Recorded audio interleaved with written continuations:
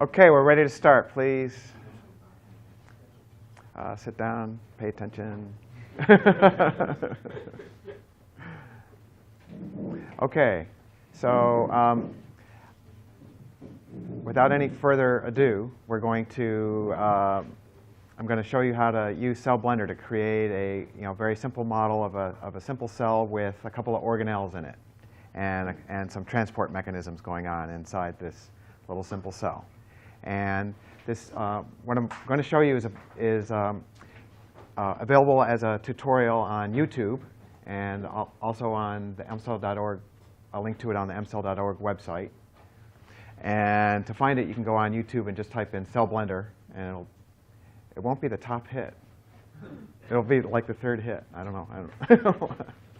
But anyway, you'll get this video. I'm not going to go through it now.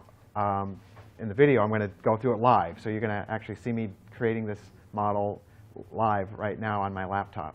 The YouTube video is narrated by me, and it lasts about 37 minutes.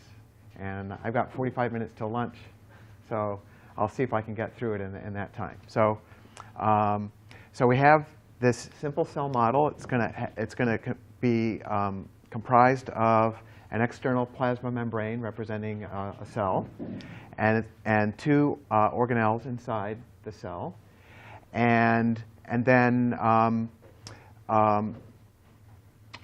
some molecules of A that are floating around in the cytoplasm of the cell, but not inside the two organelles, and molecules of B inside organelle number 1. And then a transporter on the surface of organelle number 1 that's going to transport A molecules inside the lumen of organelle number 1. And then a reaction between A and B will occur inside this organelle that creates molecule C. And you can imagine that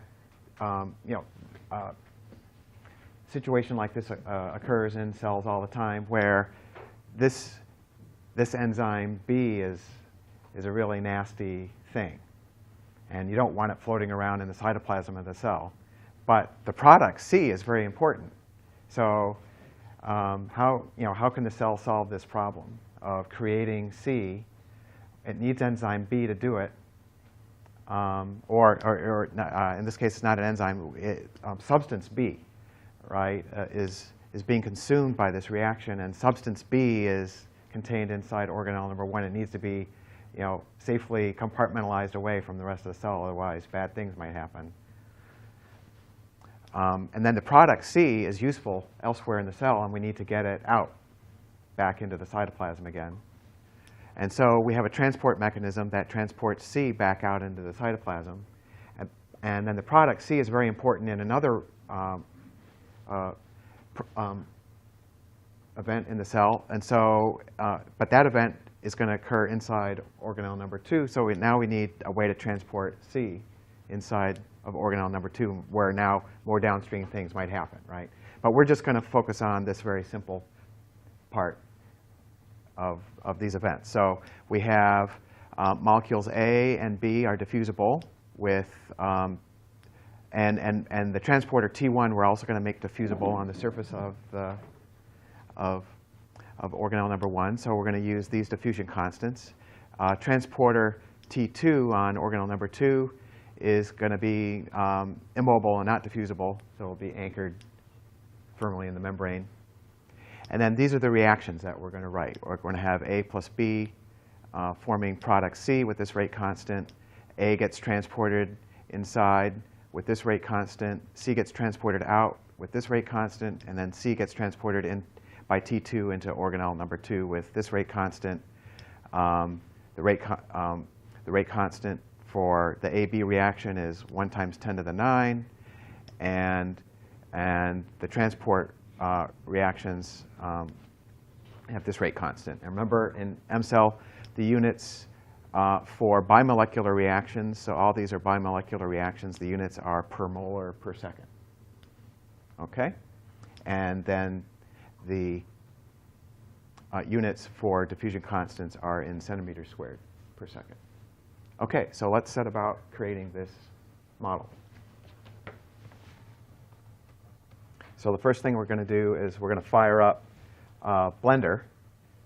And I could do it with my icon here. But if I did, the output from the running MCell simulation would go into a separate space that the Mac has called the System Console or something, and I don't want to mess around with looking there. And if you're on a Linux box or Windows, right? We'll have a Windows version of MCell, and Blender already works on Windows.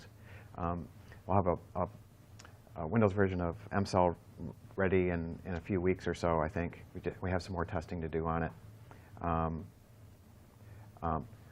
But in those environments, you could do what I'm doing here, running from the command, running your thing from the command line or from an icon. And right now, we don't have MCell's output going into a console inside of Blender. We might want to consider doing that at some point. But for now, it's going to appear on the console. So I can run Blender from the console on my Mac by just typing in the name of the command like you would in Unix, put an ampersand after it, and that puts it in the background. So I do that, and I get some output from Blender starting up and from Cell Blender telling us some diagnostic stuff that we don't need to worry about right now. And then I have Blender. And I've already configured my Blender to know about the Cell Blender add-on. I won't show you how to do that, but that's covered on the mcell.org website, and also it's covered in the video tutorial for this on YouTube that that I've got there. So so I won't go through all that here to save time. So this might be the default. Well, I've also modified the default layout that Blender has into this slightly nicer screen layout. Blender is very flexible. It's a wonderful tool for doing computer graphics design work and animation work. It's so capable. There's no time to go into all the things that you can do with Blender just as a computer graphics design and animation tool. You can, I'll mention a few of them though. So you can do this kind of Hollywood CG computer graphics kind of stuff, including compositing of computer graphics objects onto live video. And so you could if you had the skill and time, you could create the entire movie Jurassic Park. Make your own version of the movie Jurassic Park. Hire your own actors, get your own cameras, and shoot the live action, and then composite into the video the dinosaurs running around and doing all their thing. You could do all that using Blender. And Blender is open source, freely available computer graphics tool. It's now fully capable to do and do just as good a job as what you saw on the screen. It just takes time, energy, and skill. And there's tons of tutorials on the Blender website, blender.org. When you download Blender, there's tons of online tutorials available about Blender itself. So you're going to learn some Blender basics in the workshop because we gotta show you how to do the basic things. But it's so capable, it's hard to overstate all the things that you can do, and it's just a matter of going and motivating yourself to learn. And there's lots of material available on the blender.org website to learn how to do that. There's also books and DVDs that you can download or buy and really get into this. Okay. So, but to make this model at hand, I've already configured my screen with the layout that I like, and Blender makes it easy to do that. And I've already loaded the Cell Blender add-on to it, which you can tell that the Cell Blender add-on's been enabled because underneath this tab here, which is called the Scene tab of this tool, which is called the Properties Editor tool, we've got a bunch of extra panels that don't normally appear in Blender that we've labeled Cell Blender over here. And I can resize this a little bit. So it's good to have a screen that has a lot of real estate on it. Video projectors are 1024 by 768 generally. And so we don't have a lot of real estate in this window to work with. But we'll do the best we can. So I expanded this out so you can see all of the panels that Cell Blender has for doing things. But first, we're going to create the geometry for our cells before we start doing any of that. So to start with, when you first open Blender, you have this cube object by default. But we're not going to use the cube object. We're going to make things out of spheres. So I'm going to delete the cube object. If it weren't selected, I can tell it's selected because it's got the yellow outline on it. If it weren't selected, it would look like this. I would right-click on it with the right mouse button. So it's good to have a mouse with 3 mouse buttons on it, and the middle button having a scroll wheel on it for use with Blender. And generally in Blender, you use the right mouse button for selecting things and the left mouse button for doing things, or the keyboard, or keyboard shortcuts. And there's keyboard shortcuts for lots of things that you do in Blender.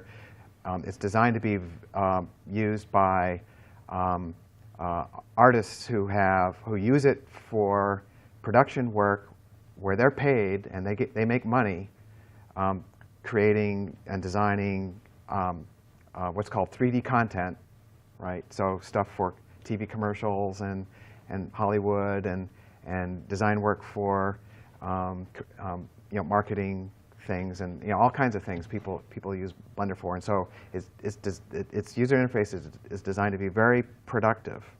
And so there's hotkeys for lots of things. And once you memorize what the hotkeys are, normally what they tell you about Blender is that the usual workflow is to have the keyboard in your left hand. If you're right-handed, have the keyboard in your left hand and the mouse in your right hand, and you can be moving the mouse here and doing hotkeys here, and you can book right along, doing all kinds of things. So after you get really adept with Blender, you can kind of get into that mode.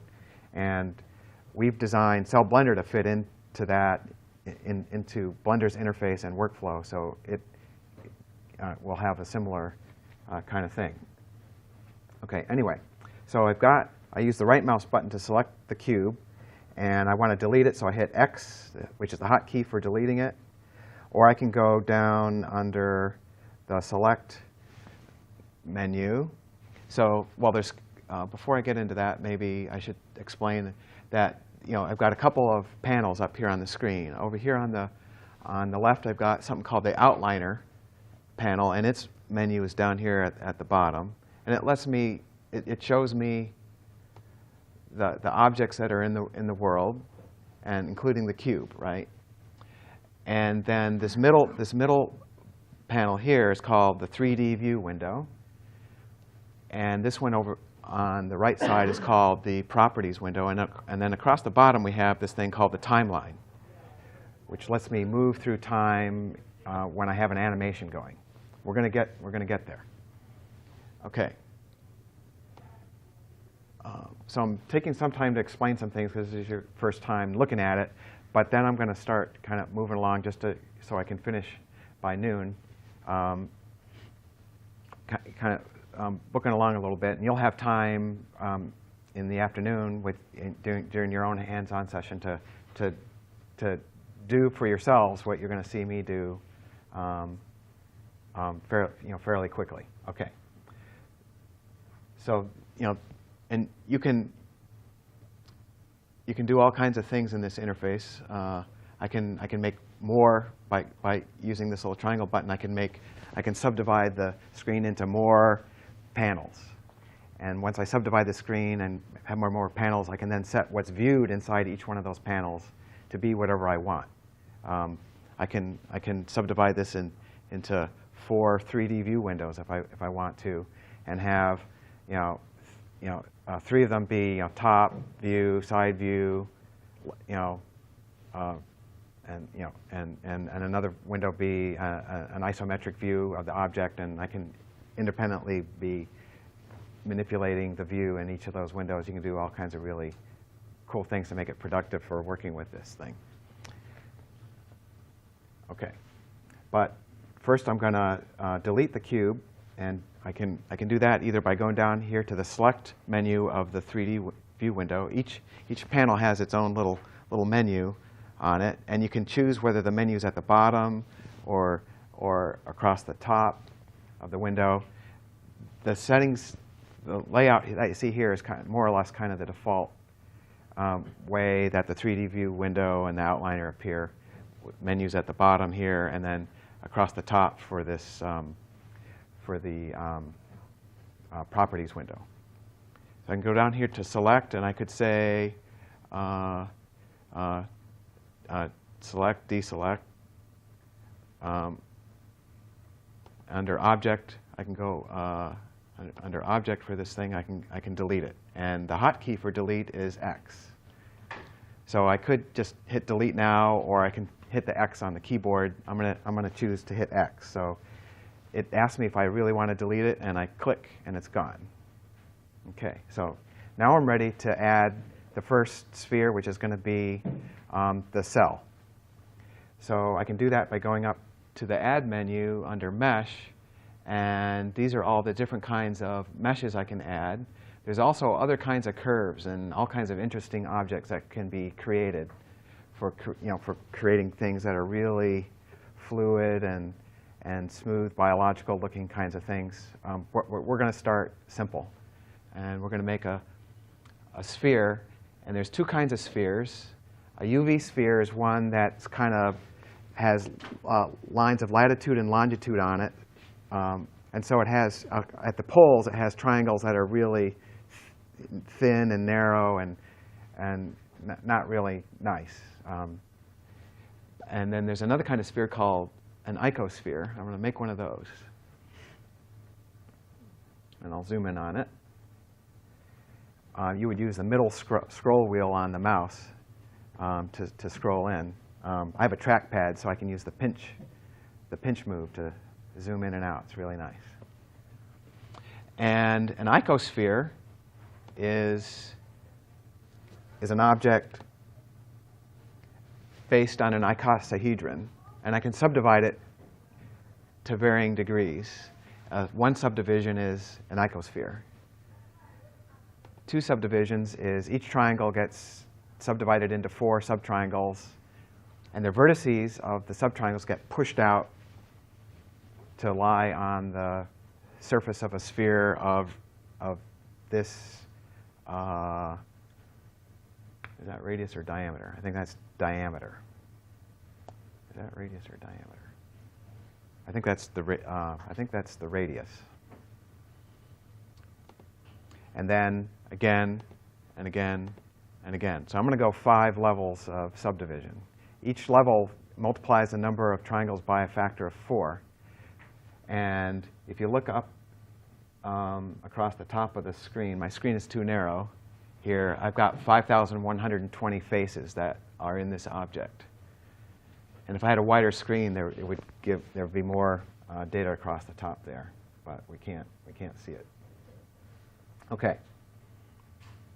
So now I've got my first object, which is going to be my cell, and I'm going to rename this thing to cell. So I go over here into the outliner, and if I control-click on the name of it, I can now type in the name that I want to give it, cell. Okay. Now I'm going to make the 2 organelles. But the organelles are going to go inside of this thing, and it's currently viewed in kind of a solid mode. And not transparent, so it would be hard to see them inside there. So I'm going to change the view mode for the 3D view window by clicking on this icon down here. And there's bubble help that pops up for every different button that might appear. And this says method to display shade objects in the 3D view. And if I click on this, there's a number of options. And one of them is wireframe mode. If I choose that, then I see it. And since this object is selected currently, its triangles appear yellow. If I unselect it, I can do that either by right-clicking on it again. Shift right-clicking on it. So just like in other tools that you've used, if you click on something, it will select it. If you shift-click on something, that toggles selection and deselection, right? So you're used to that kind of thing in other tools where if you want to select just one thing, you click on it. But if you want to select multiple things, you shift-click on it. And shift-click will toggle selection and deselection. It works similar here. Or I can select it by going over to this thing and clicking over here, and then it selects it. And shift-click over there does the same thing, right? OK, so there's our first sphere. Oh, I accidentally forgot to set the size of this guy. I want to set its size to 0.625. And so I set the size. I'll zoom in on a little bit more. And then after I've selected this thing and I unselect it with the A key on the keyboard to deselect all, then those options to change its appearance and subdivision level go away. And there's no way to bring them back. So, but you can do more things to the object later if you decide you want to subdivide it more later. There's another way to change the subdivisions on it later, but those options go away. OK, so now I'm ready to make the two organelles that go inside this. So I could go back up to the Add menu and do that again. But there's another useful tool in Blender's interface that I'll show you. And that's if I hit the space bar, then I get a thing that pops up that lets me type in the name of a command that I want to do. And so I could say add icosphere, and it does kind of command line completion, or command completion as I type things in. So under add, these are the options under add. And if I just type one more thing, and then another, then I get add icosphere. And then I can hit enter to do that. And I get my icosphere back. And it makes another icosphere that's identical, that has identical settings to how I last left this, right? So it looks like it went right on top of what we had, or it doesn't look like anything happened. It looks like I just selected our sphere that we already had there, right? But it's really a different sphere. And I can type in a different radius for the second sphere, like that. And now now I can see that I have two separate spheres there. And I'm going to want to position this organelle a little bit off center instead of having it dead center. And so now it's useful to go into some of the different view modes that you have in the 3D view window for viewing things from top, left, right, bottom, kind of stuff. And also, when you're manipulating objects for precision, to get precision positioning, you can do that by typing in exact coordinates for where you want it to go. But it's also useful to kind of have a visual feedback on what you're doing. And when you're doing that kind of fine precision, you don't want to use a perspective view mode where things get smaller and smaller the farther away they are, because that kind of distorts your perception of fine discrimination over how far apart things are. So it's useful to switch into what's called orthographic projection mode. And you do this by going down to the View menu in the 3D View window and choose this orthographic perspective transformation. And the hotkey for that is the 5 on the numeric keypad. My Mac doesn't have a numeric keypad. That kind of sucks, but it is what it is. But you'll have numeric keypads in the workstations there. And in your lab, you'll likely be doing this on a real computer graphics workstation and not on a laptop, although you can do a ton on a laptop. So I'm going to choose perspective, orthographic projection mode. And now everything looks, square and rectilinear. And then I'm also going to view from the top.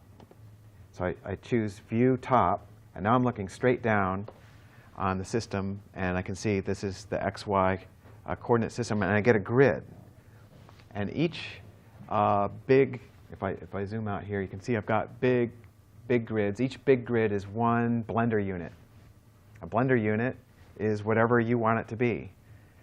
While in MCell, one unit is 1 micron, right? So that's 1 micron, okay? And the subgrids are tenths of microns, right? Okay, so now I can take our sphere and I can drag it a little bit off center.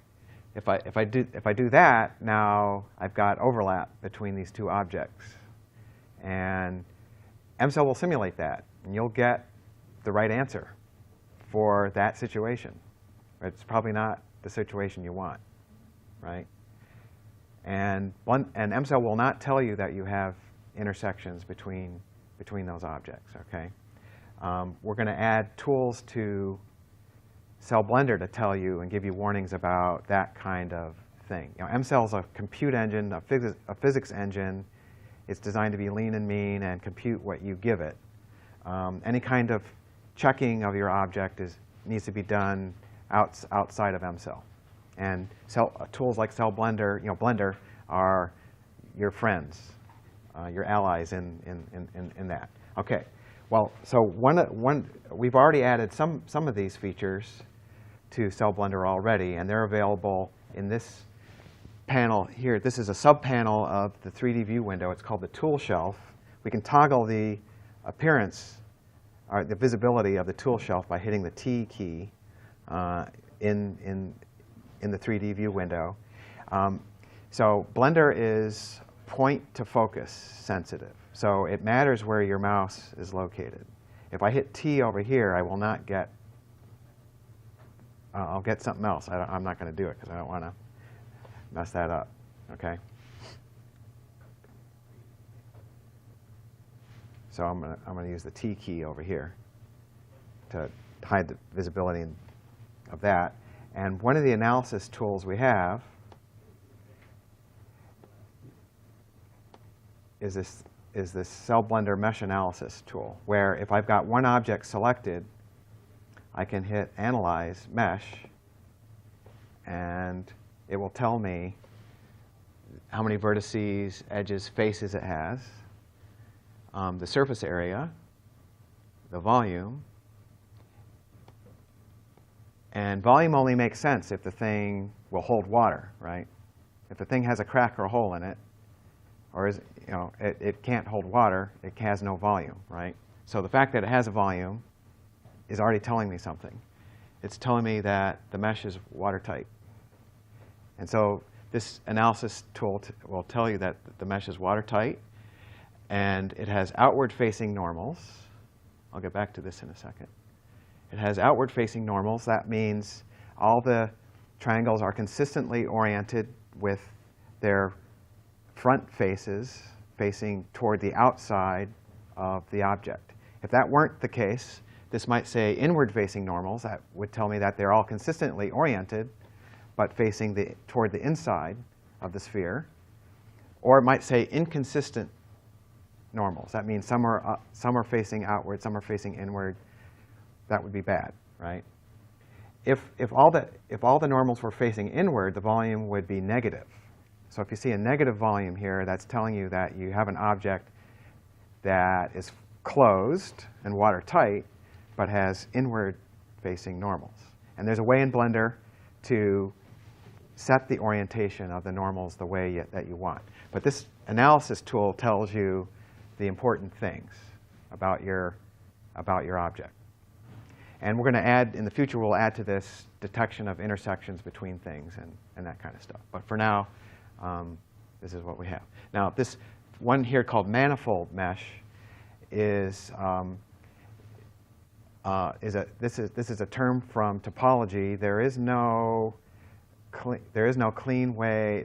There is no other clean word or another choice of words to concisely that we can concisely use here to give you this information. This is telling us that we have a mesh that is a two-dimensional surface embedded in 3 dimensions. Okay? So we have a 2D manifold that's embedded in 3 dimensions. We have a surface, right? And the surface is made of triangles. And these triangles are joined together in such a way that they share edges with each other. So I've got,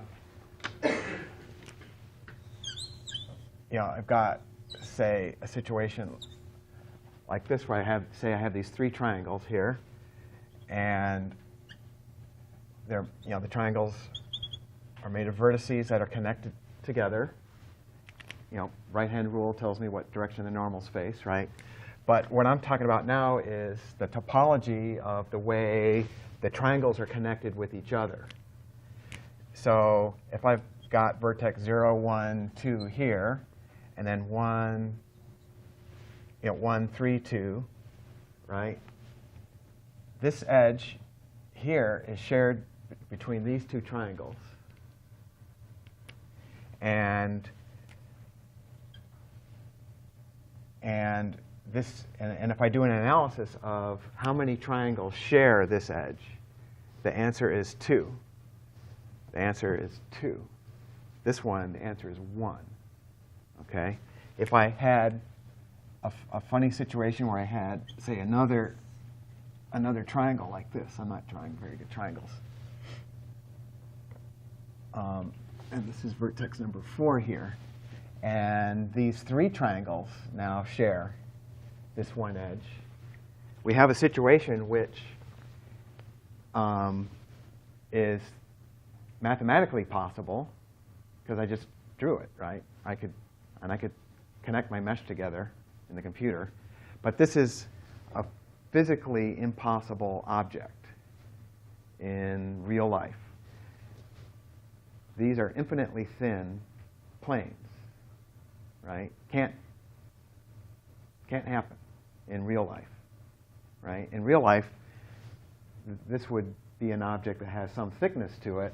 And so if I really wanted to represent this situation physically correctly in the computer, I would actually have, some thickness to this thing and more triangles, right? That describe the thickness. So if I did that here, now this would have a thickness too, and so there'd be a surface going up this side, across, the thickness of it down, and then down the other side of this thing. And if I analyze the connectivity of the edges in that thing, I would get something that is physically realizable, and all the edges of all the triangles would be shared by exactly 2 triangles. So a manifold is something where every edge is shared by exactly 2 triangles. Now, if I have one triangle, if every triangle is shared by 2 or fewer triangles, not more than 2, 2 or fewer triangles, so here I have 2 and here I have 1, I have a manifold which has a boundary to it. The edges that are shared by one triangle, that's a boundary. So if I had diffusion of particles in this surface, they could go between one triangle and another. But when they get to this edge here, there's no place for them to go. They stop. That's a boundary. Okay? But that's the same as having a hole in your mesh, right? Because I could draw a sphere and remove one triangle from it, and now I've got a hole in the mesh and a boundary there. The hole in the mesh makes it so that it's not watertight anymore. And so this M cell would say, or this cell blender would say that the volume is 0 for that case. So if you've got, if it says manifold outward face, I wouldn't know about whether the normals are consistently oriented or not. I don't think it might. I think it still would, but it wouldn't know whether they're outward or inward. It would just say consistently facing normals, because there is no defined outside or inside. I think it would say consistently facing normals, but it wouldn't say watertight. Okay. If you have a scenario like that where you have a hole in your sphere, if your molecule diffused into the organelle, would it still be reflective on the other surfaces? Yeah, it would still be reflective. The only way through would be through that hole. And maybe that's a situation that you want. You could design a model like that. So this isn't a judgment about the quality of what you've got, right? This is information about what you have. And it's for you, the designer of the simulation, to decide that's what I want, that's consistent with what I want, and so I'm good to go, right? Now, if you try to count how many molecules are inside of a non-watertight mesh, you'll get an error message from MCell. It'll say you're trying to count inside a non-closed object, right? And you'll get that error at runtime. We'll add checks to Cell Blender as we improve it in the future that do those checks internally here. But for now, MCell will give you those things, right? OK. So now we've got, oop, what just happened here? All right. OK, now we've got that guy. Oh, it looks like it forgot about the name of our icosphere up here for some reason. I'm not sure why it did that. And so this organelle we're going to name organelle 1. OK, so now we're ready to make another one. And I'm going to use the space bar, and it remembers the last thing I did. So I can just blap that again. And oh, it put it at a different spot in space than I wanted. So I know why it did that. It's because I dropped the 3D cursor down other than where I wanted it. So I'm going to Control Z is undo. And this little thing here is called the 3D cursor. And it goes where you left click, right? So I accidentally left clicked someplace.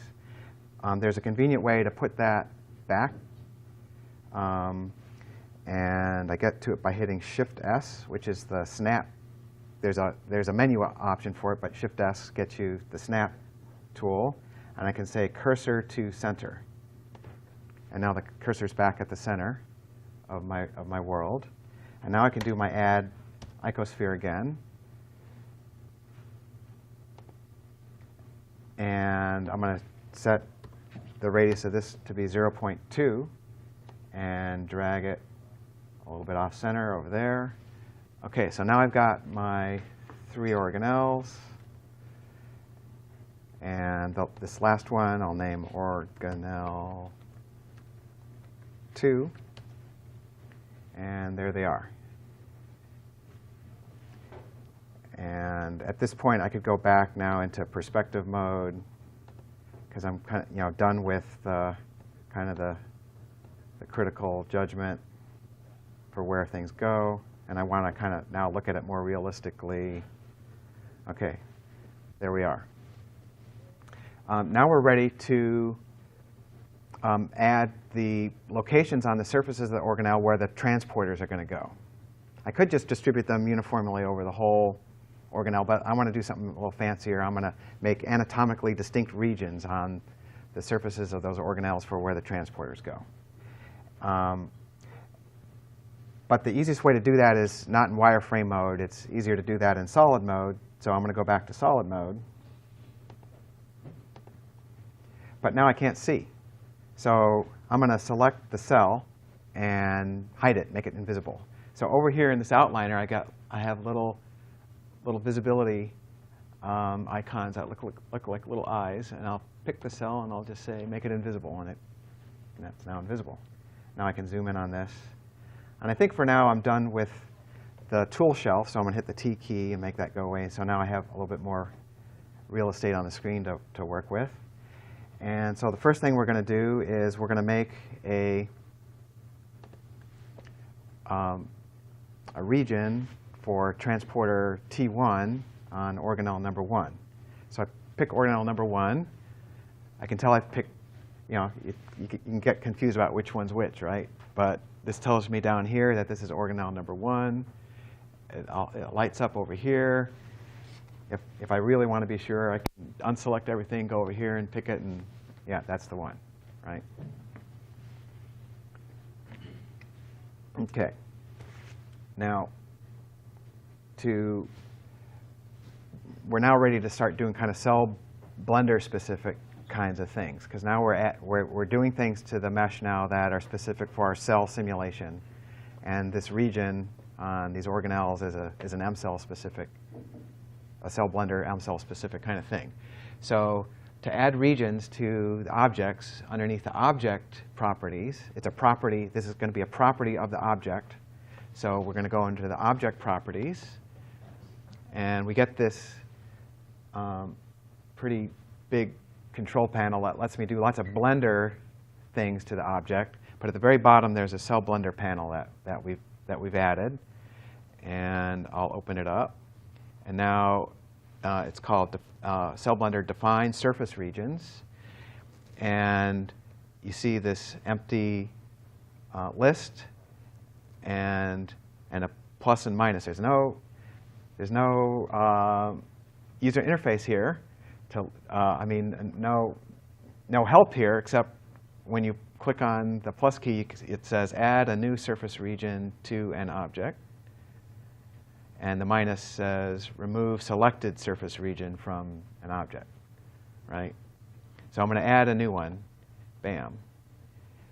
And it gives it a default name. And since it's the very first one I've added to the surface, it calls it region 0. But I'm going to rename it to Reg T1. Ooh. T1. Bam. And there it is. And the little green check mark means that Cell Blender has checked the name of it to make sure this is a valid name that M-Cell, when M-Cell tries to run this model as a simulation, this name that you've given it is a valid name in M-Cell's MDL. It has to begin with an alpha character and then be followed by alphanumeric or underscores in the name. Okay, so there's the region, but now I need to specify which faces of this are going to be included in that region. So to do that, I go into edit mode. So right now we've been in object mode that lets me view and manipulate objects. I can move whole objects around and rename whole objects, right? But now we're going to edit, be doing editing of the specific polygons of this object. So to do that, I go into edit mode. I can do that with this menu bar down here, or I can use the tab key as the hotkey for that on the keyboard. So I'm just going to use the tab key. And since it was a brand new object that we just created, it comes up and we see its vertices selected. And we're in vertex select mode, which is, because my window's so narrow, it's hard to see everything. We're in vertex select mode. That lets me select individual vertices, but regions are faces. And so we need to go into face select mode.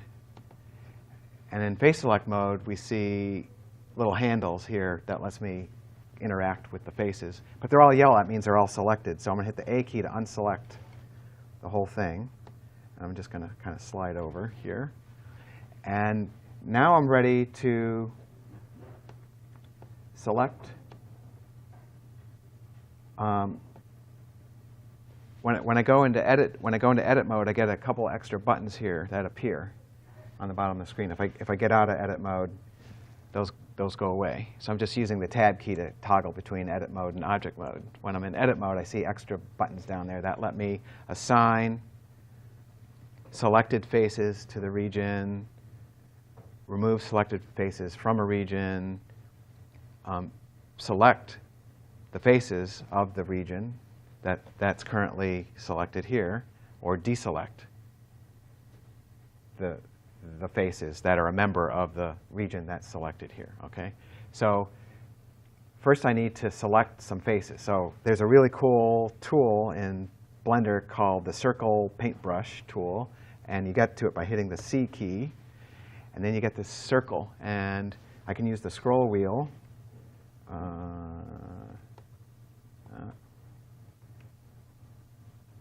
Oh, there we go.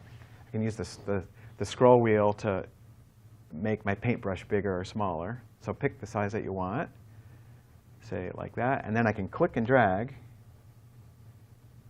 and select some faces, right? Or I can use Shift right click to select individual faces, right?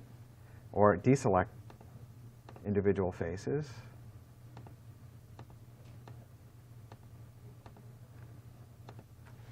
Whatever you want. Okay? And once you have those selected, then you go over here and you say assign, and it's now assigned those selected faces to this region. And to prove that it did, I can unselect everything and then just hit the select key like that and see that I've got those. And if I hit deselect, it deselects the faces but leaves the edges selected, so you can kind of see the ghost of what you had. Okay, so that one's done. So I go back into edit mode, into object mode, and now I can go on to onto the other object. So I select it, I can go into edit mode on it. It remembers that I'm in face select mode, because that's the way I left it. It remembers that I'm in face select mode here. On the bigger screens that you have in the lab, you'll have a clear view of everything. So you won't have this monkey business that I'm going through here. And so I'm going to deselect everything. So the A key on the keyboard toggles selection of all. Okay. And then circle select some pattern that you want. I'm doing things fun here. This isn't real serious science at this point, right? I'm just drawing things on here. But you could do, you can imagine the kinds of things that you could do with this, right? Okay. Oh, but I did that before I even created my region. That's not a problem. I go over here, and I'm going to call this Reg T2. Got my region. I say assign, just to double check that I really have it. It's there. Back out. Okay. We've been doing a lot of stuff to the model. We've just finished making all the geometry for it. It's probably a good time to save. So Blender's pretty stable. Hardly ever crashes. It's really, really stable. They work really hard. The programmers for it work really, really hard. People, like I said, people use this in their jobs where they get paid, right? So if this tool were a hindrance, yeah, there's people who get paid to do this, right? I guess I'm getting paid a little bit. I think you meant they get paid a lot. They get paid a lot of money, yeah. And so if the tool were unstable, there'd be trouble, right? So we're lucky we get to ride along on that ride for free. Okay, so it's probably a good time to save the model. So I'm going to go up here and I'm going to say save. And it's going to come up with where I had previously been most recently when I was using Blender, which was in this directory. But we're going to go, you get this file navigator, and it remembers recent locations where you'd been looking. And so you can go over here and click on one of those recent locations.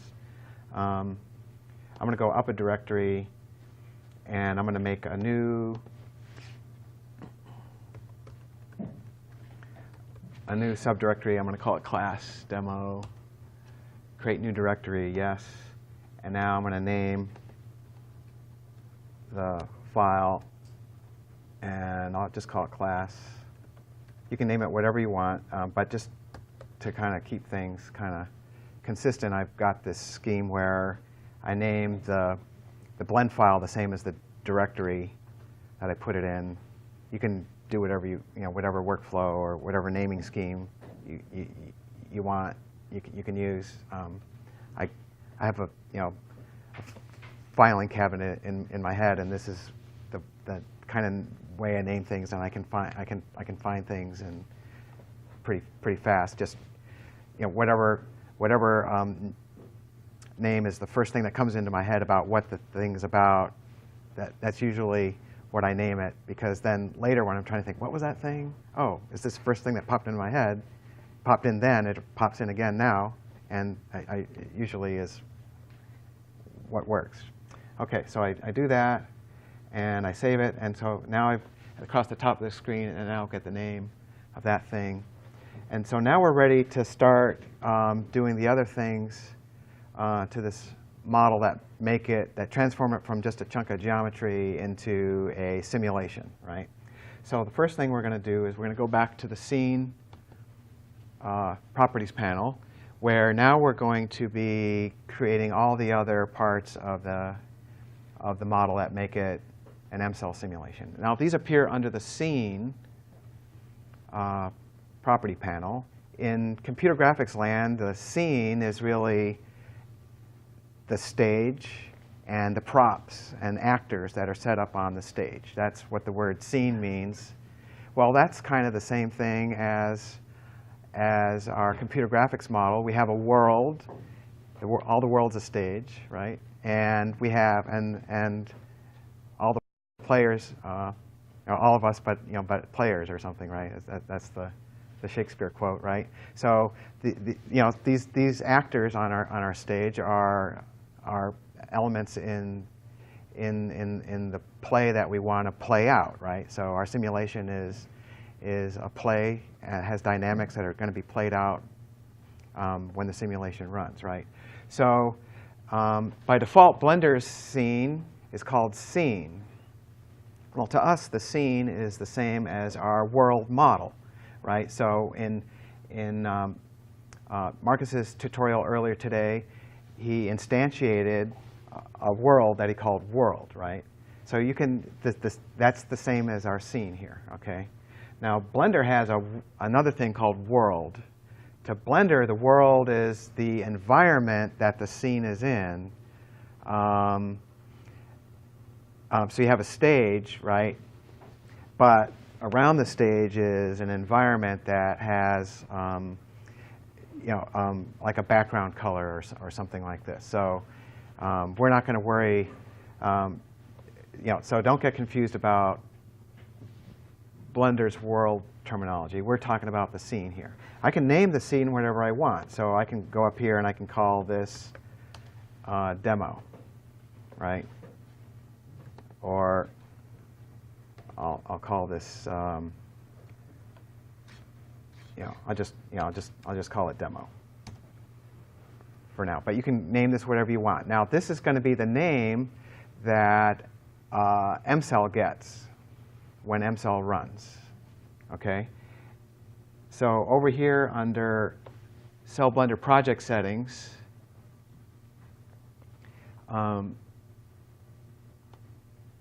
there's something called the project base name that says demo. If I were to change the name there to be my demo,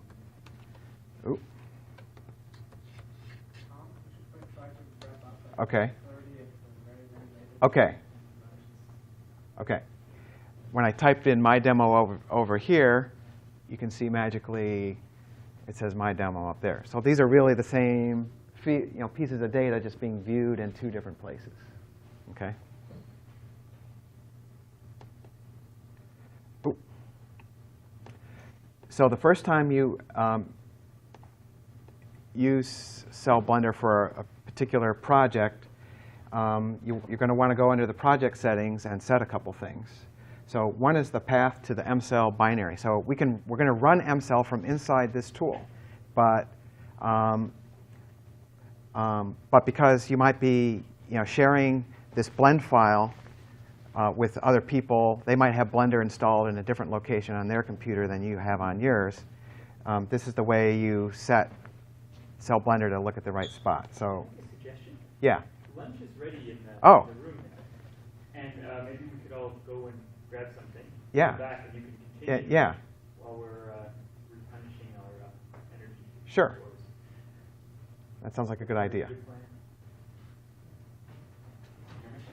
Okay.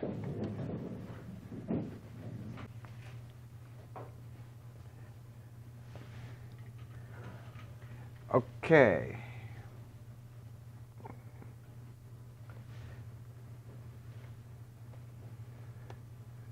So to pick up where we left off, we had finished making the geometry. We had saved our blend file in class demo.blend, and we had renamed our scene to my demo, or it could be whatever name you want your project, your cell modeling project to be, whatever your project is. This is the name. This is the base name for the MDL files that Cell Blender will generate, and that MCell will run. Okay, so we anticipate that you're going to want to use Cell Blender for creating your world and possibly for running MCell and visualizing some of the results. But for big production work, you're going to be using compute clusters, and then you're going to need access to the MDL itself and possibly copy it to the compute cluster and run MCell there directly on the queuing system, on the job queuing system of that computer. So you have to write custom scripts that work with that queuing system, et cetera, right? So you're going to need to know where the MDL is and what it's called in order to use that. And you should realize that this name here that you give your scene is the name that will be at the beginning of all the file names that are for the MDL files that are generated for you. So choose this name to make sense for your MCell project. Okay. Okay, so we need to set the path to the MCell binary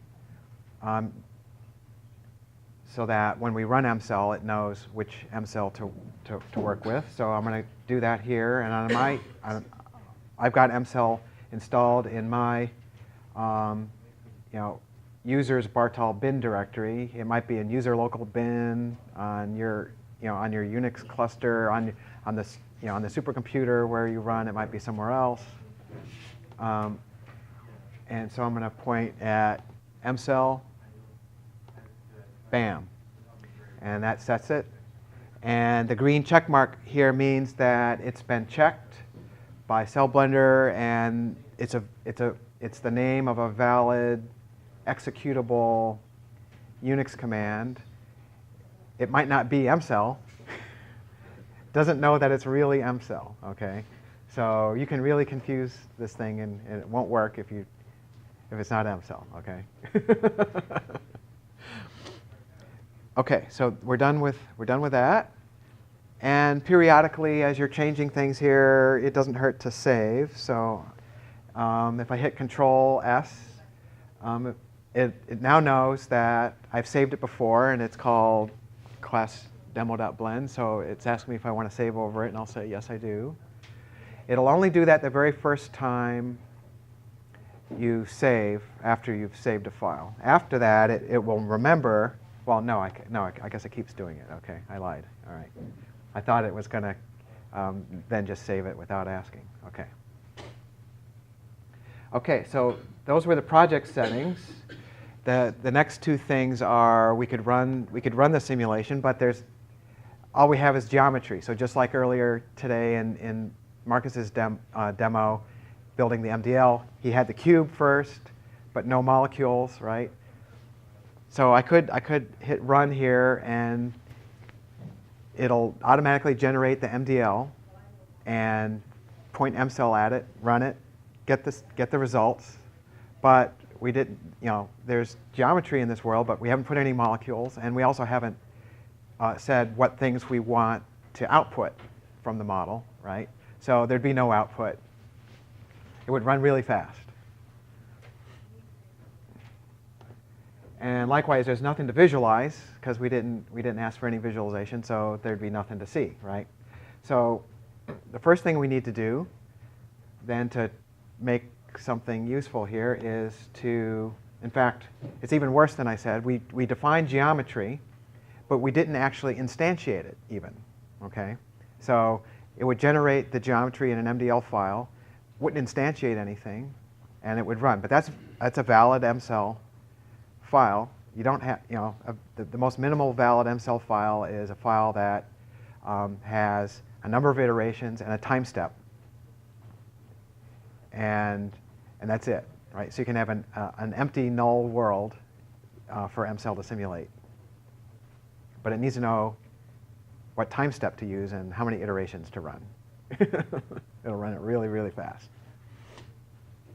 So first thing we need to do is add models to our world to instantiate. And if I point at the plus over here, it says include object selected in 3D view window in the model objects export list. That's the list of objects that Cell Blender will export for running in the MCell model, okay? So I'm going to turn on the cell, and I'm going to select, I'm going to shift click on cell and organelle 1 and organelle 2. I've got 3 objects selected. I go over here and I say plus, and it adds them to the world. So, and the little check mark here means that these objects have been checked by Cell Blender to make sure that they are mesh objects, because you can have lots of different kinds of objects in your Blender world that you might not want to have in your MCell model. For visualization purposes, you might want to have all kinds of annotations floating around if you're going to make a computer animation later. And so it's useful to be able to have some objects that are going to be MCell objects, Cell Blender MCell objects, and other objects that are just for illustrative purposes, okay? So the check mark tells us that it's a valid object to be included in an MCell simulation, and that it's been triangulated. MCell uses triangles, but you can create mesh objects in Blender that are made of non-triangular elements. This will give you an error message and a warning saying it's not triangulated. That tells you that you need to go and triangulate it. Doesn't do it automatically for you, because what if you don't want it triangulated, right? Because it's an object for illustrative purposes, right? Okay. And now we're going to set up the initialization part of the model, which is where we say how many iterations we want to run and the time step. So in this case, I'm going to run for 20,000 iterations. And time step of 1 microsecond is the default. There's some other advanced options that I won't show you here. So we didn't hand out to you earlier today the MCell tutorial reference guide, which tells you all the MDL commands, including the options and commands that are listed under here. So we'll make sure to print out a copy of that so that you all have a copy of that. So that explains what all these different options mean in here. But for this quick tutorial now, I'm not going to go through any of that. Okay. So now we're going to partition. So Marcus explained to you earlier about partitions and how they speed up the simulation. So by default here in Cell Blender, it doesn't include any partitions, but so you click on that, and then you get this toolbox that lets you design your partitions. And one thing you might want to do is say automatically generate. And what that does is it looks at the extent of the world you've created based on the geometry that you've got in the world and sets the limits. So remember, our big sphere was 0.625 microns in radius, right? And right now this says to partition along the x dimension from -1 to +1 in steps of 20 nanometers, 0.02 microns. That's a bigger bounding box than the sphere. That would be okay, but I can hit automatically generate, and now it shrink wraps to just fit around our sphere. And the step size of 20 nanometers is usually a good size. It's on the fine. It's kind of on the fine end. We'll teach you more details tomorrow about a more intelligent way to think about this. But for now, I'm gonna bump that up to 50 nanometers because I know ahead of time that that's a better setting for this model. That gives near optimal speed for it. Okay. And then there's this other option here that says show partition boundaries. If I click on that, then I get a box that shows me what the limits are for those partitions that I've created. Just so you can see what that is, I'll hide, make that go away. And again, I'm going to do a save. Doesn't hurt. Okay, now we're ready to define our molecules. And there's no order dependence to which order you do things in here. I'm just kind of going down the list. So, because Cell Blender is going to generate the MDL for this in the right order when it's all complete. But because this is a GUI and I can do things in any order I want, you can save some things for later that until after you finish another thing first, right? Okay, so let's define our molecule. So we've said we have molecule A, B, C, and T1 and T2, remember? So the little plus sign over here, so you should start to see that this is kind of a familiar interface that we're using. We kind of use this kind of look and feel over and over again. This is consistent with Blender's look and feel for these kinds of things. And so if I hover over the plus, I get add a new molecule type to an M-cell model. So Bob in the back of the room, when he first joined the group, got confused about our usage of the word molecule.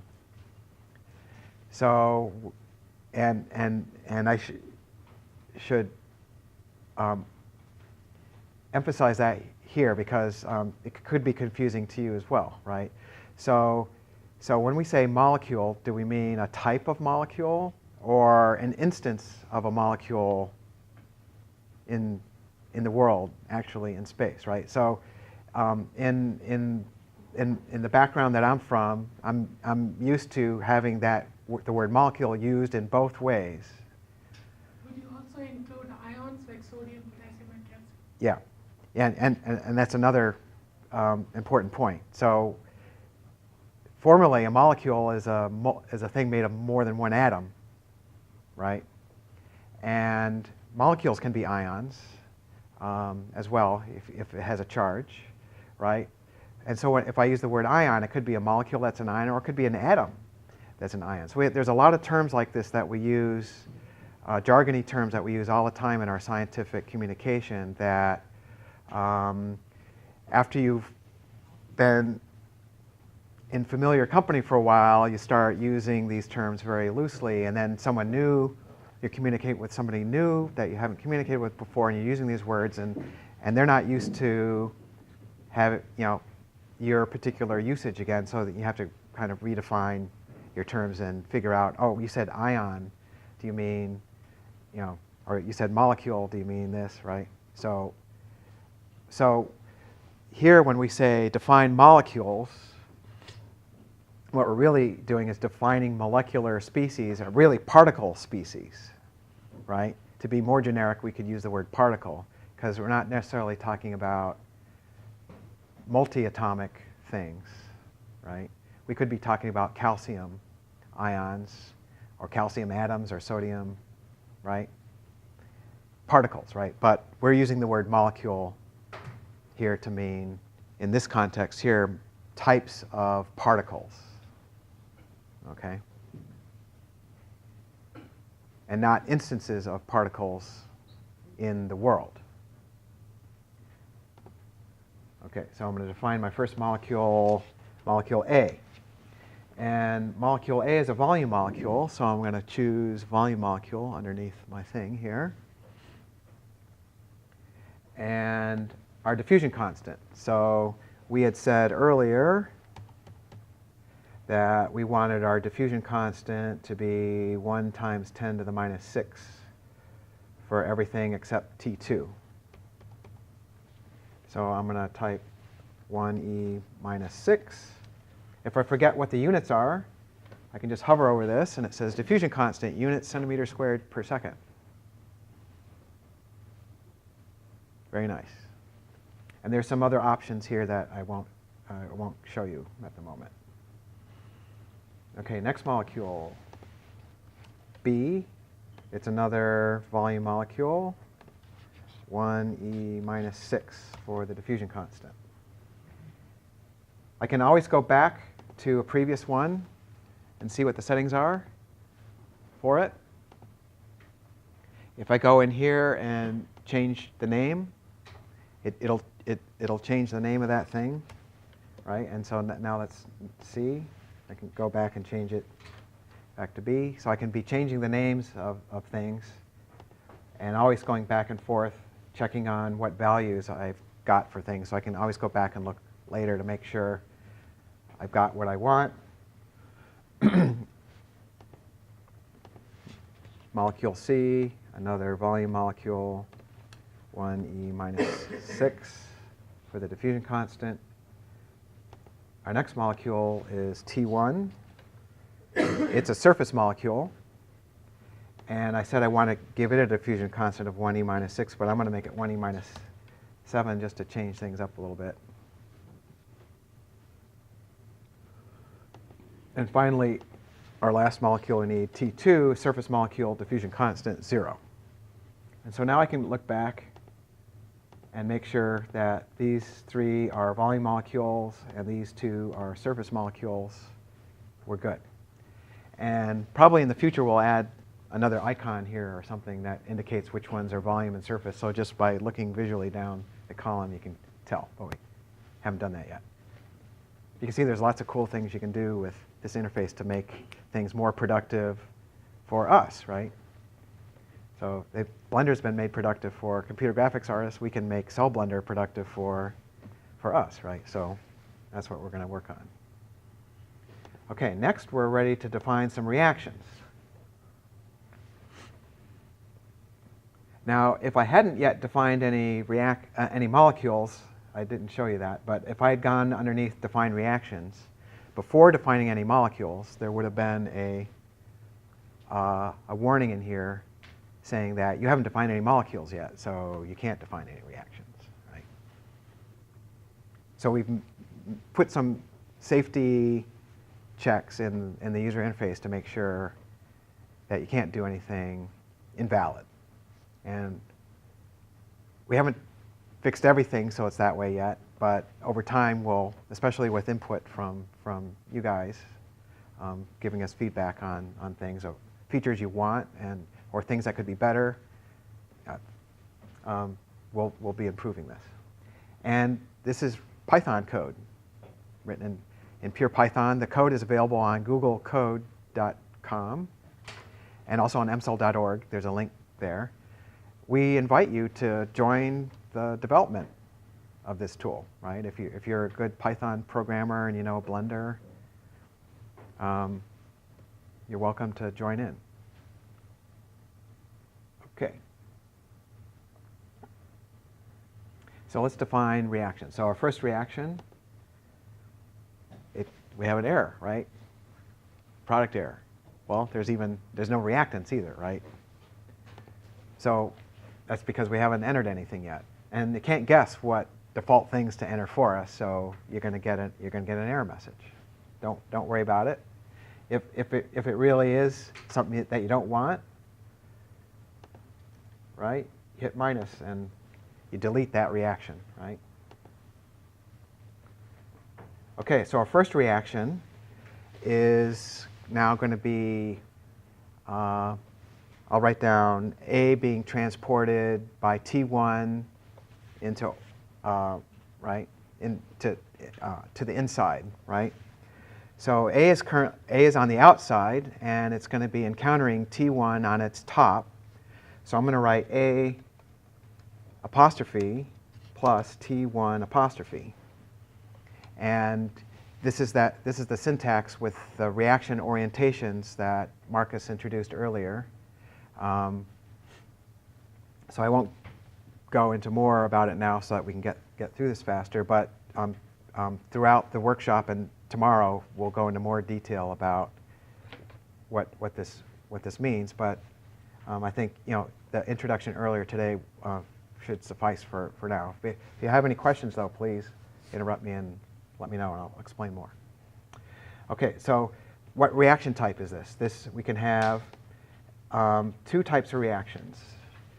We can have an irreversible reaction or a reversible reaction. So in this case, I'm going to have an irreversible reaction, but it can be really convenient.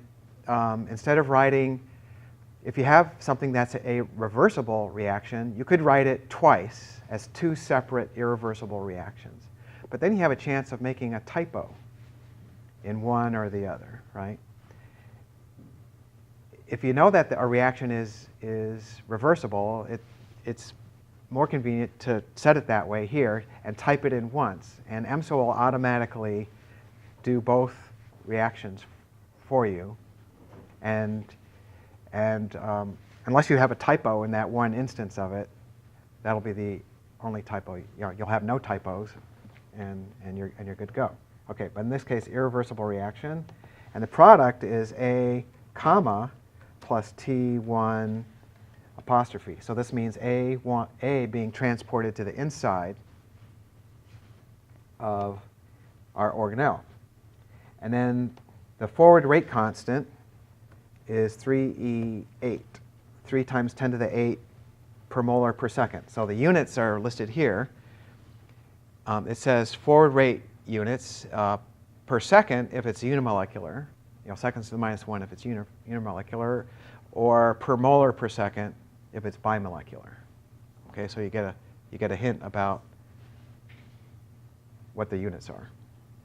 And then likewise for this, if I hover over it, it says a unidirectional irreversible reaction or a bidirectional reversible reaction, right? And then under reactants, specify 1 to 3 reactants separately. So you can have up to 3-way reactions in MCell.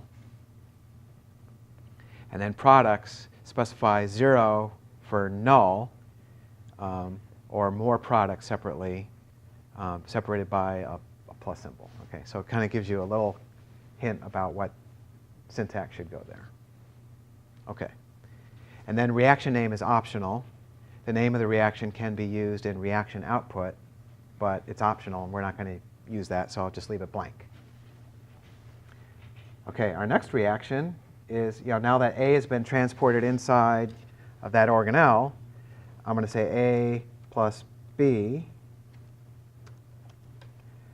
goes irreversibly to C with rate constant 1E9. That was the rate constant I said that I wanted for that reaction. And because all these are volume molecules, A, B, and C, I don't have to use any of the orientation marks. In fact, it would be an error to do so because it doesn't make any sense. Okay? Okay. So that's that one. And then now that we have C created, we can transport C from inside the organelle to outside via T1, right? So C, comma, says C is on the inside. T1 apostrophe means it's going to be interacting from the inside of T1. It's an irreversible reaction, and the product is C tick mark, or C apostrophe plus T1 apostrophe. And the rate constant, 3E8. Do you have a question? Yeah. If you wanted to generate B inside the cell, but you didn't want to simulate all the steps to get there, can you do a spontaneous generation of B where you don't have any reactants? You just have a rate constant of the product? So we don't currently have a reaction like that, but we could. You can, of course, release spontaneously, but at specific times that you schedule. Okay. But you could make make-believe molecules Right. that you could name something that are floating around, and they could spontaneously create, say, a C molecule, right? And the way you would write that as a volume reaction is, where's the eraser? Anyway, I'll just do it over here. Say some dummy molecule goes to C plus the dummy molecule, right? So the dummy molecule regenerates itself, so they're still around, but in the process, a molecule C is created, and you'll have a rate K on it. And so whatever rate constant this is, that's how many times per second each D molecule will be generating. And from the concentration of D that you put in there, then you'll know how many per second overall are being generated in your system. So that's a way to get around this little limitation that we have. Okay. And finally, we now have C floating around in the cytoplasm, and we're ready for C plus the T2 transporter to transport C from outside to inside.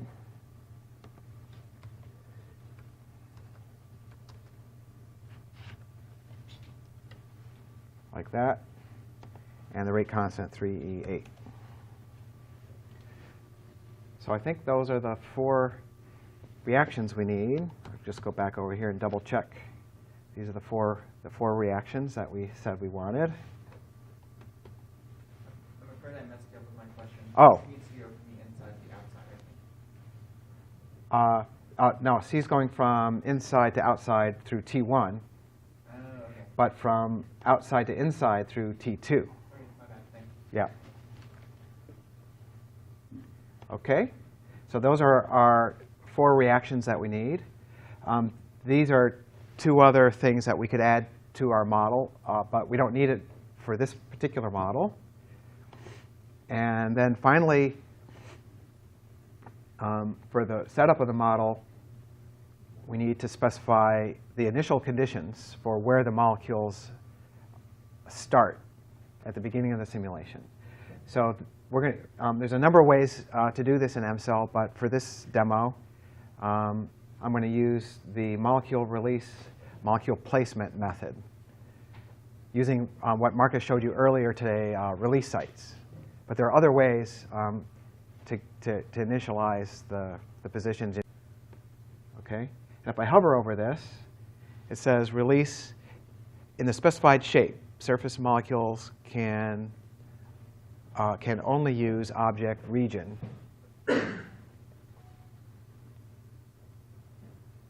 Okay, so if you have a surface molecule, when you release surface molecules into the world, you have to say what region it's going to be released onto. But if I'm releasing volume molecules, I can use these other possibilities. Okay, but for our purposes here, for molecule A, we need the object region type. So now we need to name the object region. So right now we don't have a user interface that lets you kind of pick the objects that you have and the regions that you have. Right now you have to type it in. In the future we'll have a slicker menu for this, right?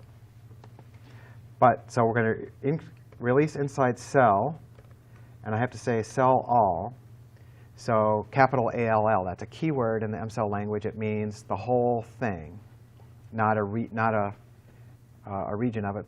But A is a volume molecule. The whole it has to be a closed region that release inside of.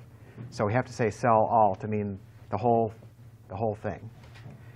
And so inside of that, but not inside of the two organelles. So so the minus sign means, well, I'll explain it after we get the rest of it written down here, so that it becomes more clear. We can write expressions that are Boolean set operations. So really, what we're saying here is we're going to release inside the set that is cell all minus the set of organelle 1 and organelle 2. So it's really a set operation. It's really the intersection between cell all and those two organelles, and the minus sign means the opposite of the inverse of the intersection. So the intersection between cell and the two organelles is the interior of the two organelles, right? Because the cell is outside and the two organelles are inside. So the intersection of cell with those two organelles is the interior of the two organelles. But if say minus that, then it's outside of the two organelles. It's the opposite of those, right? So cell all minus organelle 1 all plus organelle 2 all. Like that. So I type that in. And then I'm going to release a constant number, but the other options are a concentration or a density. So if it's a surface molecule, it would be a density, number per square micron. And if it's a Gaussian number, it'll be a number, but with a certain mean and standard deviation. And if I say constant number, then it's just the exact number that I specify. And if it's a volume molecule and concentration, then it figures out from the volume of the object that you're releasing inside of how many that should be in order to equal the concentration that you specified. And the units are moles per liter.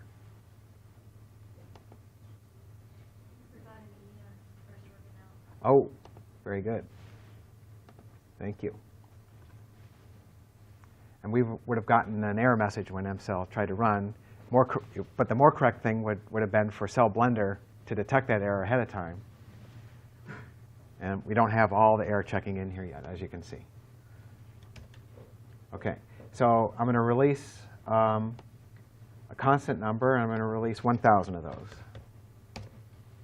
OK. Next, we're going to release molecule B. Oop. We're going to release molecule B inside an object region. And the object is going to be organelle 1 all. So we're putting B inside of organelle 1. And we're going to release a constant number of 1,000 again. Next, we're going to release T1s. And T1s are surface molecules. So the interface automatically switched to detect that, and now gives us an option of the orientation that we want. And the default is top front, but we can choose top back for the two orientations, okay? And the only option available here should be object region. Not sure why the other ones. Try to select the other one, so that's Oh, back. yeah, it'll just, yeah, it won't let you choose those, right? And the region that we want to go on here is organelle 1, reg T1. And so that now, we could say all, in which case it would be uniformly distributed over the whole thing, right? But by saying reg T1, it's now going to be restricted to just that one region that we created. And constant number 1,000. And then finally, we're going to release T2s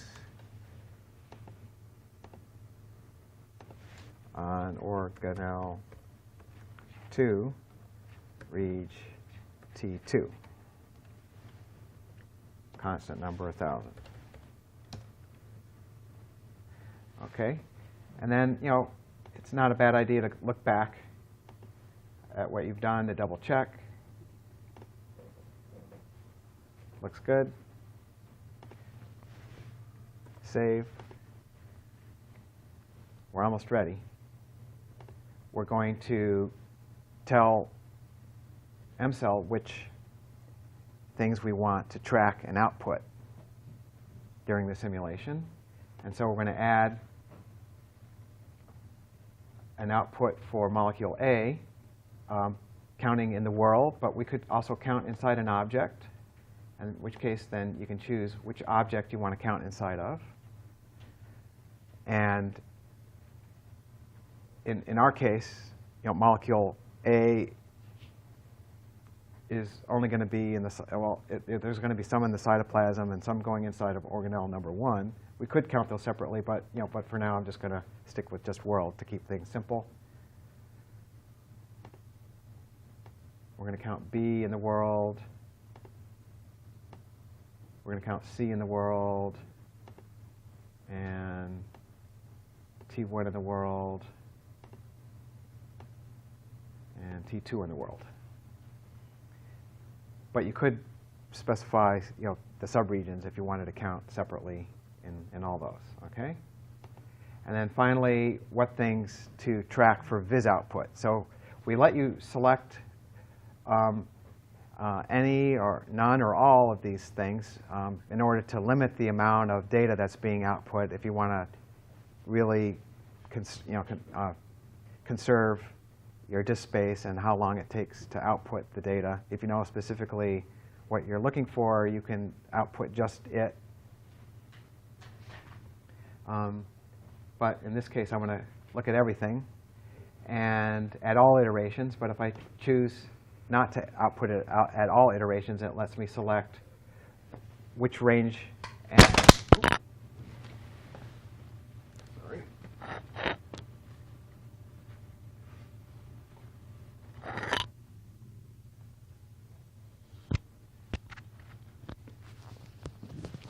I can select which range and what time stepping to output that at, but I'm going to do all iterations in this case.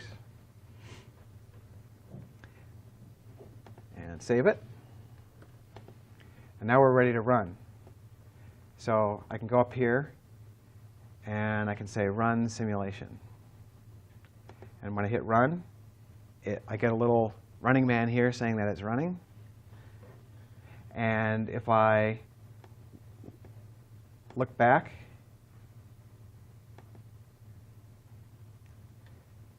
at what happened, it didn't like it. Huh. Could not release surface full. Oh, maybe I didn't make my region big enough to hold 1,000. It's possible that I didn't make my region big enough to hold 1,000 things. All right, so this is a new one. That's something that could happen. And it said that was on T2.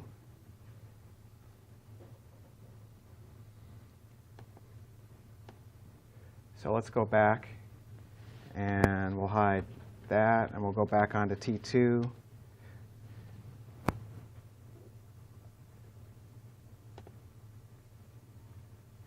This is a better demo than I thought. You get an example of how to puzzle your way through. So if I say select, I guess maybe that wasn't big enough to hold 1,000. So I'll just select a little bit more and assign those.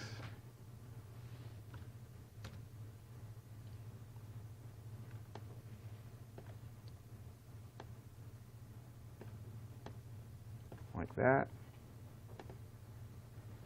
And then say, oh, that says it's still running. Uh-oh. Could be a bug.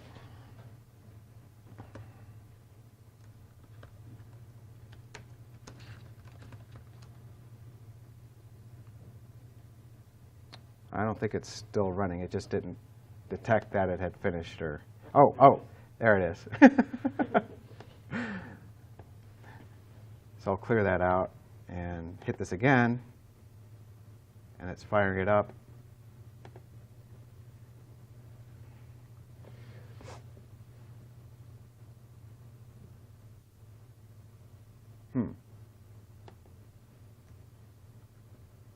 Oh, I know why.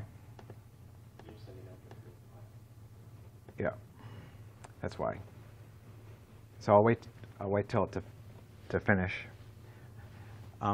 So for the output log, it defaults to send to file, and I forgot to set that to send to console. But since now I know it's going to a file, and I know where that file is, I could cd to the directory where that is.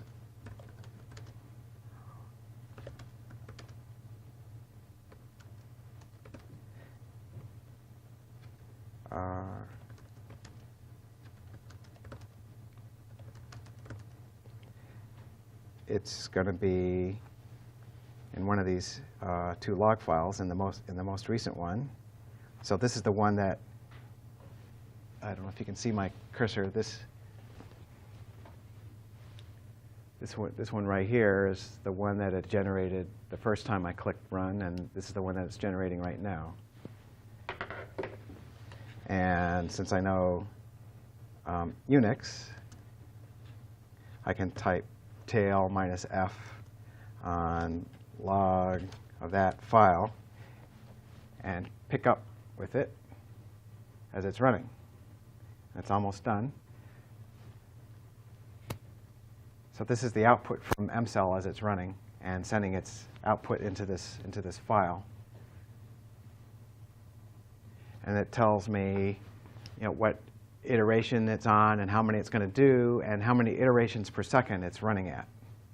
So this number of iterations per second includes writing the output file for all the visualization. So it's pretty screaming along, actually. And then when mcell gets done, it tells you some diagnostic information that I won't go into at the moment, but how many random numbers it used and some other things. But maybe the most important thing is how much CPU time it took and how much wall clock time it took. OK.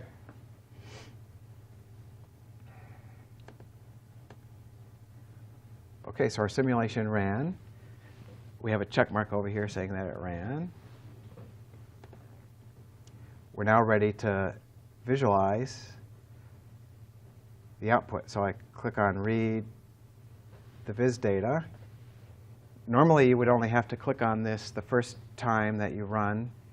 And if you ever change any of the viz output settings or how many iterations you run, you might have to click on that again. But if you keep the viz output settings the same and the number of iterations you're running and the DT the same, then you can change other parameters and rerun, and the output will automatically reflect the new outcome. OK, so here's what we got.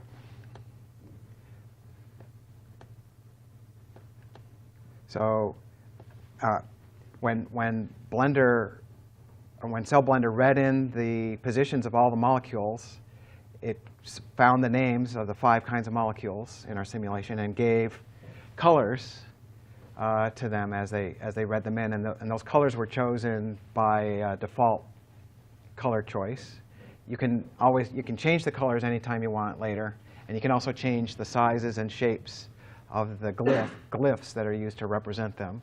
But by default, though, this is what we get, and what we're seeing is the T0. So when you hit the read viz button, it defaults to read all those files, and then takes you back to T0 and shows you the state at T0. Okay, and it automatically updates the timeline down here to reflect the start time and end time of the output that you generated. So we output time 0 to 20,000. But the timeline doesn't resize, so I need to go to View and say View All in the timeline, and now the timeline goes from 0 to 20,000. Okay. What was the question? Do you know what color represents what? I'll show you. Now there's VCR controls down here that lets me hit play, rewind, fast forward, jump back to the beginning. So I'm going to hit play. And now we can watch the dynamics of the simulation as it runs. Now at 2 organelles, I left the cell be invisible, and I let the 2 organelles be solid, so we can't see what's going on inside. But I'll show you how to fix that in a minute. I have this timeline down here. I can hit stop. I can hit rewind back to the beginning again, hit play again, right? And while it's playing, I can zoom in and look at it from different angles. So you can see the A molecules are diffusing, and the T1 molecules are diffusing on the surface of the organelle with the diffusion constants that we specified. Okay. There's also going to be C molecules being created and A molecules being transported inside of organelle number 1, which we can't really see happening right now. I've got this timeline down here, and I can grab onto the cursor of the timeline. I can move forward in time and backward in time. And when I drop it, it picks up playing from right where I am because I'm in play mode. I've hit pause. Right, I can jump forward and backward, and it just stays where I put it. Pretty cool. Can you visualize some selected area?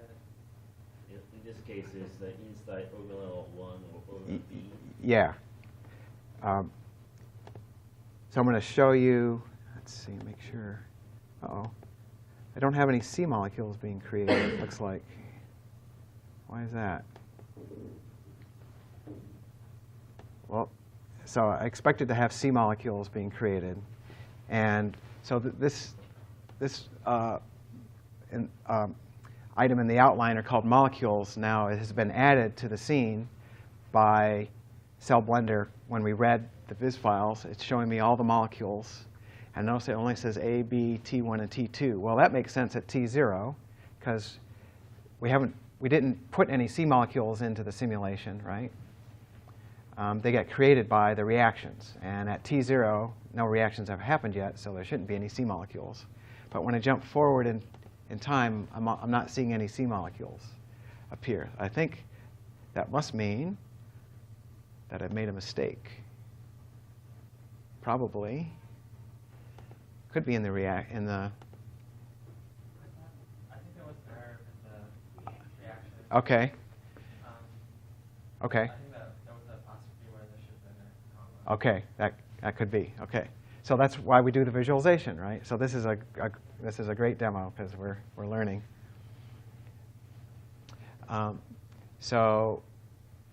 first I'm going to check to make sure C is really a volume molecule, and it is, and it has the right diffusion constant on it.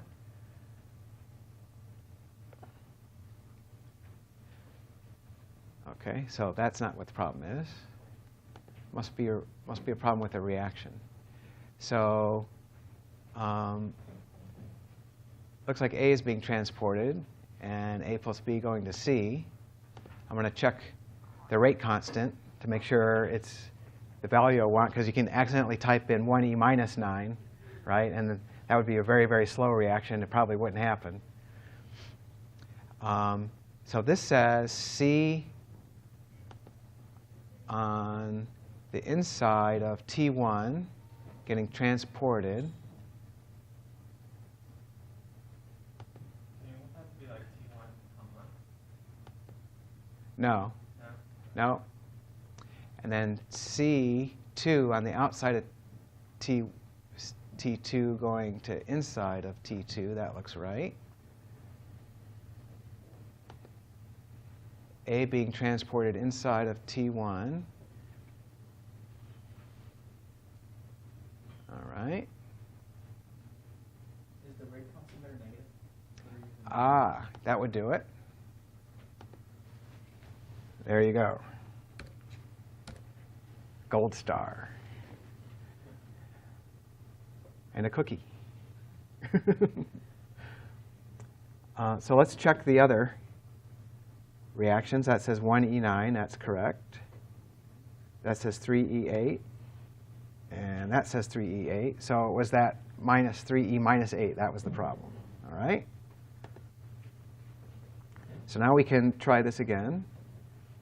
So I'm going to go back to run simulation. And this time I'm going to say send the output to the console. I'm going to do a save. I'm going to clear this so that I have a blank slate to work from. And I'll hit run. And now it's running. And now I should be able to look back here. And there we go. And we'll see if this works out better.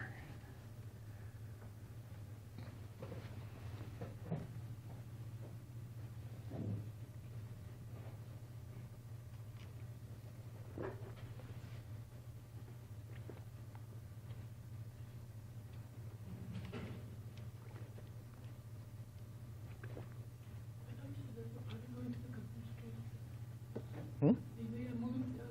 Mm-hmm.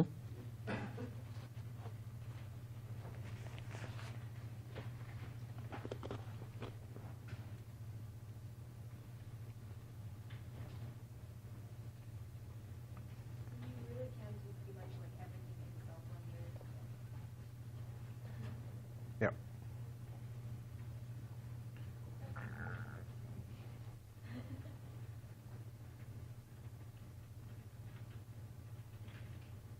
Can you generate a new object based on concentrations in cell one? Or do you have to go back to the A new object based on. So like if So, I wanted, once C reached a certain threshold, I created a new organelle. Can't currently do that in Cell Blender or MCell directly. Okay. But you could, we have this capability in MCell called checkpointing. It's an advanced feature that we'll discuss probably more on Wednesday. Okay. I'm sure, but probably it'll be mentioned tomorrow. Marcus will mention it tomorrow.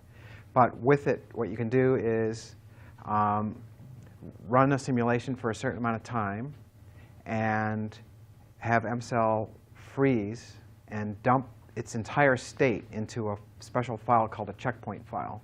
So Cell Blender yet doesn't know how to do this. It's a feature that we haven't put in Cell Blender yet, right? But with it, you can then do an analysis of what had been happening up to that point, have a script that does that analysis and creates a new object based on, or not, based on what's happened. And then you can restart the simulation from where it left off, but with a new object in it. Okay. Thank you. And then continue. So, and this is an example. I think what you described is maybe a maybe a special case or a variant of an example of a type of thing that we're going to be adding called dynamic geometry, where you can actually have organelles changing shape. But they can also come and go, right?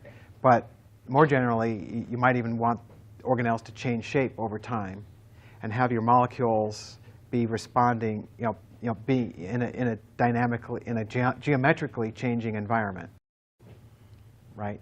So the molecules themselves are causing biochemistry to happen, but the organelles might be changing. And this is a first step toward the Holy Grail. I call this the Holy Grail. So Jacob knows and Bob knows what I'm going to say. So what I just described was dynamic geometry that's changing for some reason, and biochemistry that's driven by physics, right? By the statistical mechanics and diffusion that we're doing for the reactions, right? But what you'd really like is for the biochemistry to be driving the organelle changes directly, causally, through physical laws, right? And so this is something that we have a prize that we have our eye on to be able to do, where you can have,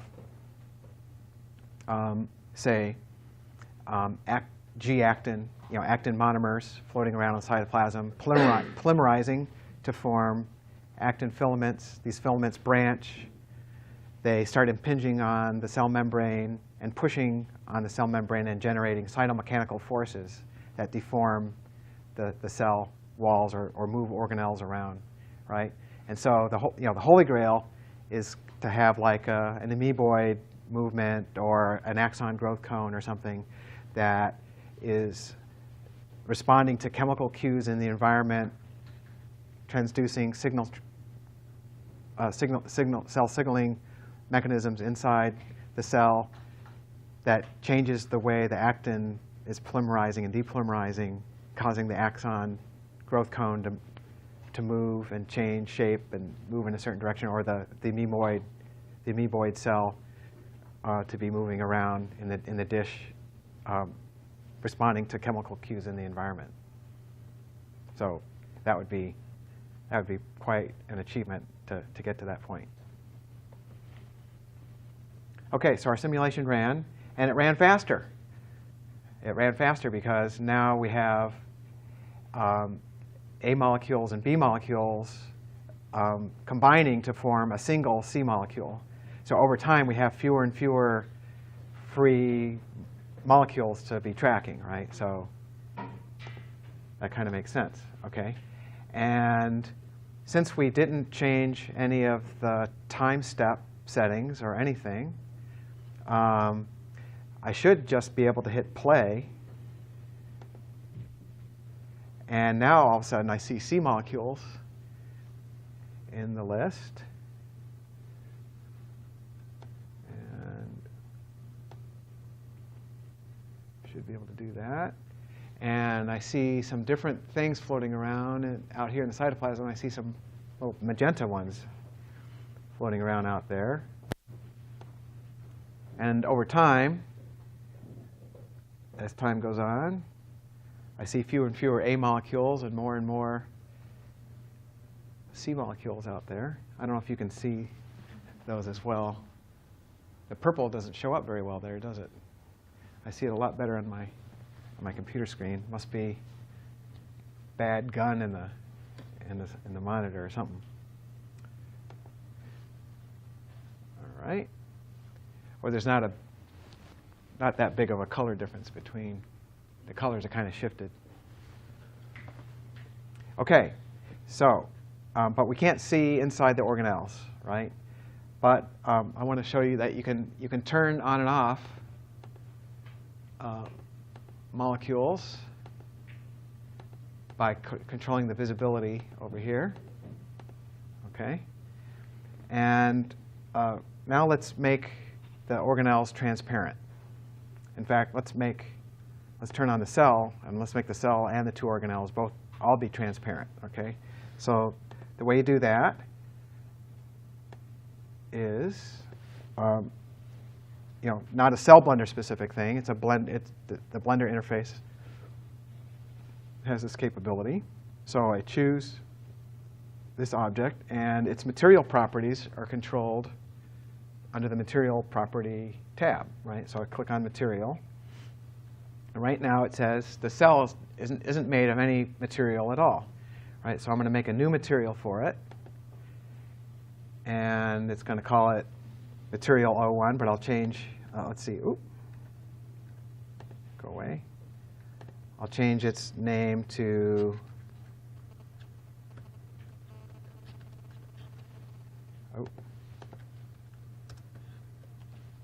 Trans-P for transparent material or something, right? And I can go down here and click on its transparency properties. I could be changing its color and all kinds of other things. You can play with those things during your hands-on for any of the models that you play with. And there's Blender tutorials on how to control material properties and colors. And the alpha factor controls how transparent it is. So an alpha of 1 means opaque, alpha of 0 means invisible, and anything in between. So I'll set it to 0.2. That's a good value. But it didn't change, right? The reason it didn't change is because this 3D view window is really just for design of your world. It's not for high-quality rendering of your world. But there is, so by default, they have it set so that you can always see things. But you can enable the transparency in the 3D view window by clicking there. So you kind of have to do two things to make things transparent. First, you have to make a transparent material that is assigned to the object, and then set the transparency option to view it in the 3D view window. So click on that. Now you've got a transparent cell. So now I need to do the same thing to the organelle. So I choose organelle number 1 and go to its material properties. And I could make a new material and go through that whole business again. But I've already made a material, and I've assigned it to cell 1, or to the cell. But I could also assign it to organelle number 1. And so instead of clicking on New, I clicked on this little handle here that gives me a material selector. And you can see there's a bunch of materials here already. So to see what colors belong to an object, you can look at it in here. So blue is molecule A. What color is that? Kind of turquoise color, molecule B, magenta, molecule C, green, T1, and red, T2. And then we have transparent. So I'm going to make organelle number 1 transparent. But again, I need to set its properties here. And then, organelle number 1, I'll make it also be transparent. Transparent. OK, so now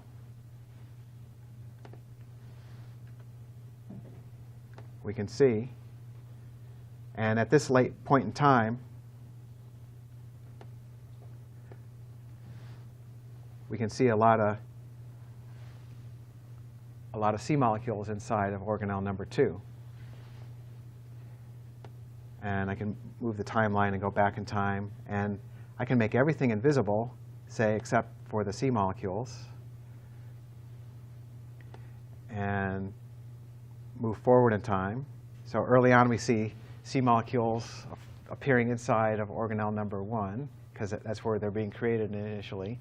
Then they get transported out in the cytoplasm. Then they start to accumulate inside of organelle number 2, and eventually, most of them are inside organelle number 2. Like that. And if I looked at just the B molecules, they stay inside organelle number 1, but over time, they're getting used up.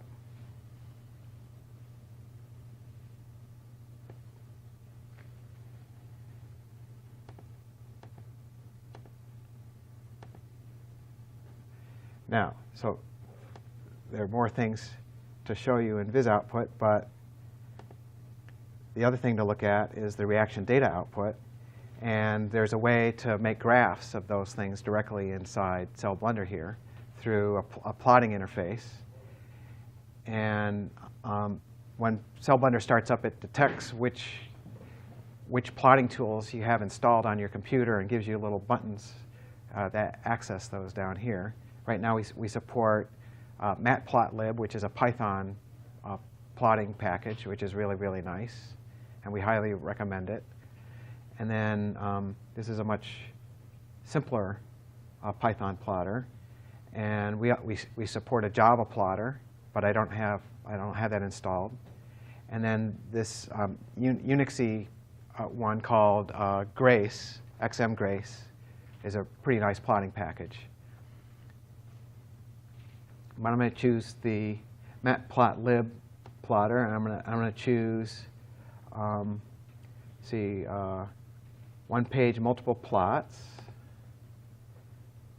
but no legend, because it kind of, on my small screen here, it's going to be really cluttered looking. And I hit Matplotlib plotter, and it pops up. And I don't have enough screen real estate for it to lay out the time correctly here.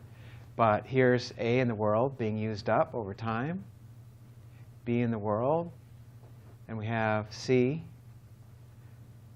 being created, and T1 and T2 not changing, right? Because they're enzymes that are there are not being changed by the reaction. And so their levels stay at 1,000.